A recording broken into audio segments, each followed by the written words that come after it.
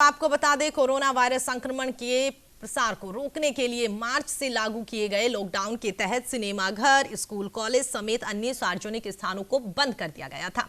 देश के अलग अलग हिस्सों में पिछले दिनों अनलॉक के अंतर्गत इन स्थानों को खोला भी गया है, लेकिन महाराष्ट्र में ये अभी भी बंद थे। अब महाराष्ट्र में भी गुरुवार से सिनेमाघर, थिएटर, स्विमिंग पूल और साथ ही योग संस्थान को खोला जा रहा है। ऐसा करीब 7 महीने बाद होगा जब ये संस्थान एक बार फिर से खुलेंगे। हालांकि ये सभी स्थान कंटेनमेंट जोन से बाहर खोलने की अनुमति दी गई है।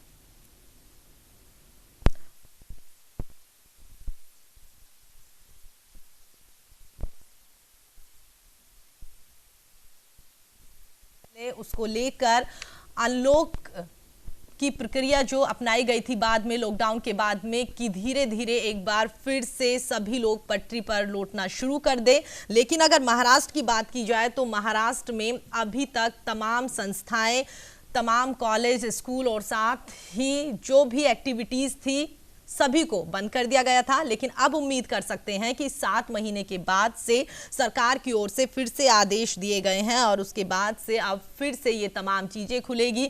इसके अलावा जिस तरीके से कहा जा रहा है कि सिनेमा घर को लेकर जो सरकार की ओर से गाइडलाइन दी गई है कि 50% की ही वहां पर अनुमति रहेगी, एक सीट को छोड़ने के बाद ही दूसरी सीट पर व्यक्ति बैठ सकता है। तो इन तमाम गाइडलाइंस को लेकर आप तस्वीरों में भी देख सकते हैं कि किस तरीके से वहां पर सरकार की ओर से कोरोना गाइडलाइन का खासा ख्याल रखा जा रहा है।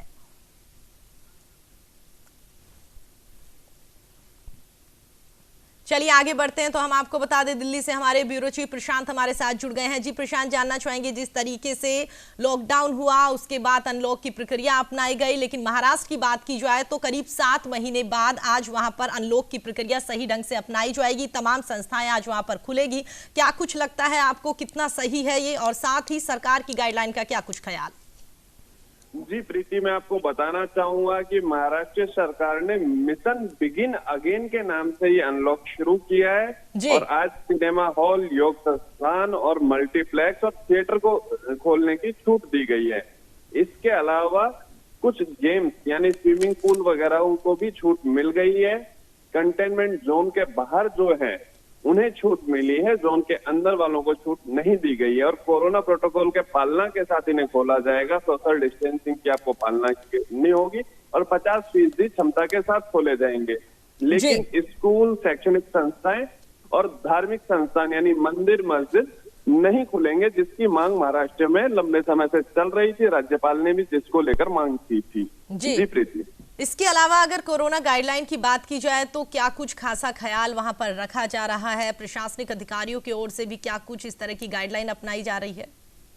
जी देखिए, मैं आपको बताना चाहूंगा कि महाराष्ट्र सरकार ने गाइडलाइन में साफ कहा है कि कोरोना प्रोटोकॉल का पालन करना होगा, आपको सुरक्षित दूरी रखनी होगी, मास्क का इस्तेमाल जरूरी है, सैनिटाइजेशन करना होगा और जैसे सिनेमा हॉल जैसी जगह वहाँ खाने पीने की अनुमति नहीं दी जाएगी। जी, और पूरा टेम्परेचर चेक होगा। कोई भी संदिग्ध ऐसा लगेगा जिससे संभावना है कि उसे कुछ बुखार है या कोरोना के लक्षण पाए जाते हैं तो उसे प्रवेश नहीं दिया जाएगा। जी, इसके अलावा प्रोटोकॉल के पालना के साथ आज अनलॉक होगा। जी, तो इसके साथ प्रशांत कह सकते हैं कि कहीं ना कहीं सरकार को भी कुछ हद तक राहत मिलेगी, क्योंकि रेवेन्यू लगातार जो है वो बंद हो गया था, साथ ही अर्थव्यवस्था लगातार पटरी पर लौटने की उम्मीद सभी लोग कर रहे हैं। तो कह सकते हैं कि कहीं ना कहीं ये संस्थाएं जो लगातार खोली जा रही है, सरकार को भी कुछ हद तक फायदा।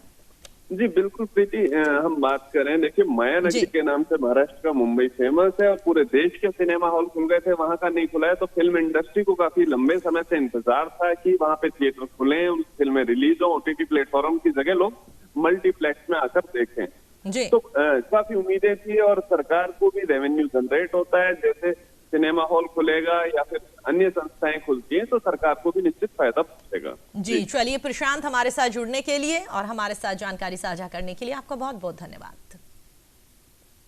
तो हम आपको बता दें, हमारे ब्यूरो चीफ प्रशांत शर्मा हमारे साथ जुड़े हुए थे। जैसा कि उन्होंने बताया, लगातार महाराष्ट्र में संस्थाएं, स्कूल, कॉलेज सब बंद थे, तो उन्हें आज से खोलने की प्रक्रिया शुरू की जा रही है और उसी को लेकर तमाम गाइडलाइन का खासा ख्याल रखा जा रहा है।